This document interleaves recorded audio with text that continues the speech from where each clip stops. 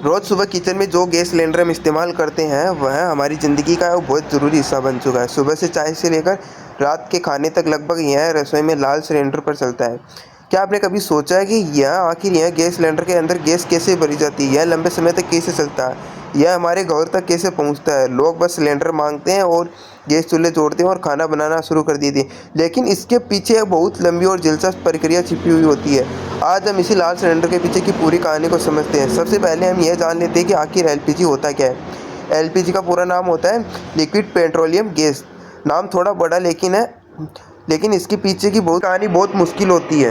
दरअसल एलपीजी एक अकेली गैस नहीं होती है, यहाँ बल्कि दो गैसों का मिश्रण होता है, प्रोपेन और ब्यूटेन। सामान्य तापमान पर यह दोनों गैस एक ही रूप में मौजूद रहती है, लेकिन जब इन्हें बहुत ज़्यादा दबाव यानी हाई प्रेशर में रखा जाता है तो यह गैस लिक्विड यानी तरल रूप में भर जाती है। इसी वजह से यह हमारे गैस सिलेंडर में आता है और गैस के अंदर तरल रूप में भरी जाती है। और जैसे ही हम इस रेगुलेटर को खोलते हैं तो यह तरल गैस दोबारा गैस में बदलकर पाइप के जरिए चूल्हे तक पहुंच जाती है और जलने लगती है। अब सवाल उठता है कि आखिर यह गैस बनती कैसे? दरअसल एलपीजी तैयार करने के दो प्रमुख तरीके होते हैं। पहला तरीका कच्चे माल यानी क्रूड ऑयल की रिफाइनरी, दूसरा तरीका होता है गैस की प्रोसेसिंग। सबसे पहले बात कर लेते हैं क्रूड ऑयल की रिफाइनरी। जब यह नीचे कच्चा तेल निकाला जाता है तो उसे सीधे इस्तेमाल नहीं किया जा सकता, इसलिए बड़े बड़े रिफाइनरी में भेजा जाता है। इसे लगभग प्रक्रियाओं के द्वारा साफ किया जाता है। इस प्रक्रिया में रिफाइनरी कहा जाता है। रिफाइनिंग के दौरान कच्चे माल को बहुत उच्च तापमान पर गर्म किया जाता है और फिर इसे अलग कर ठंडा किया जाता है। इसी पूरी प्रक्रिया के दौरान पेट्रोल, डीजल, केरोसिन और एसिन फ्यूल और कैसी कई चीज़ें निकाली जाती है। इसी दौरान गैसीय मिश्रण भी निकलता है जिसमें प्रोपेन और ब्यूटेन मौजूद होते हैं। आगे चलकर यही गैस को प्रोसेस करके एलपीजी के रूप में तैयार किया जाता है। अब बात करते हैं दूसरे तरीके यानी नेचुरल गैस प्रोसेसिंग की। जब ज़मीन के नीचे नेचुरल गैस निकाली जाती है तो बिल्कुल शुद्ध नहीं होती है, इसमें कई अलग अलग गैसें मिली हुई होती है।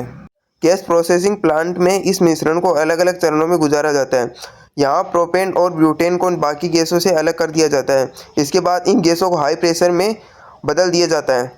अब यहाँ तक समझ में आ गया है कि एलपीजी बनती कैसे, लेकिन अगला सवाल यह है कि भारत में यह गैस आती कहाँ से? दरअसल भारत में एलपीजी के मुख्य स्रोतों से मिलती है। पहला घरेलू उत्पादन और दूसरा विदेशों से आयात। घरेलू उत्पादन के बारे में भारत में कई जगहों पर रिफाइनरी और गैस प्रोसेसिंग प्लांट मौजूद है।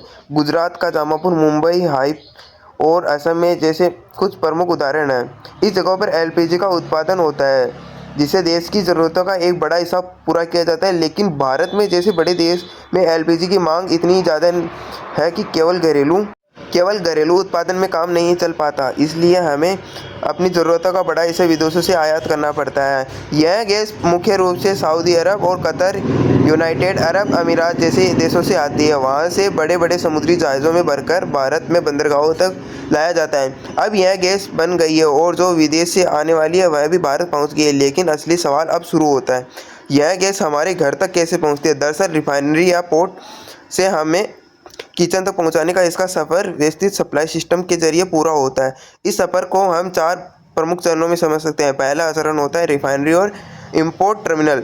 यह गैस तैयार की जाती है, फिर विदेश से आए जहाज़ों से उतारी जाती है। इसके बाद इसे बड़े बड़े स्टोरेज टैंकों में सुरक्षित रखा जाता है। दूसरा चरण होता है बोटलिंग प्लांट। यहाँ इस गैस को हमारे जाने पहचाने वाले लाल रंग सिलेंडरों में भरा जाता है। मशीनों की मदद से हर सिलेंडर की तय मात्रा में गैस भरी जाती है, उसकी अच्छी तरह से जांच की जाती है ताकि पूरी सुरक्षित। तीसरा चरण होता है भरे हुए सिलेंडरों को बड़े बड़े ट्रकों में लादकर शहरों में लाया जाता है, इलाकों की गैस एजेंसियों तक भेजा जाता है और आखिर में यह चौथा चरण होम डिलीवरी।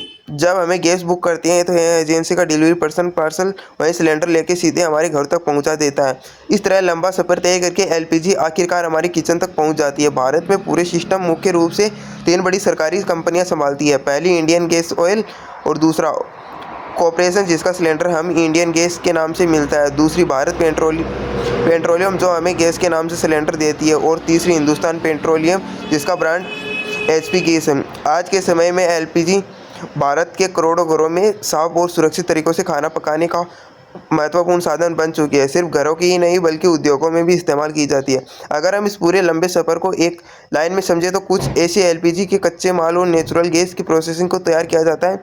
यह रिफाइनरी, बॉटलिंग प्लांट, वहाँ गैस की एजेंसी आखिरकार हमें घर तक पहुँचाई जाती है। यानी एक साधारण या दिखने वाला गैस सिलेंडर असल में एक लंबी जटिल प्रक्रिया का नतीजा होता है। लेकिन जाते जाते एक सवाल मन में जरूर आए, जैसे जैसे दुनिया ऊर्जा के नए स्रोतों की तरफ बढ़ रही है, क्या आप आने वाले समय में यह गैस सिलेंडर हमारी रसोई का हिस्सा रहेगा?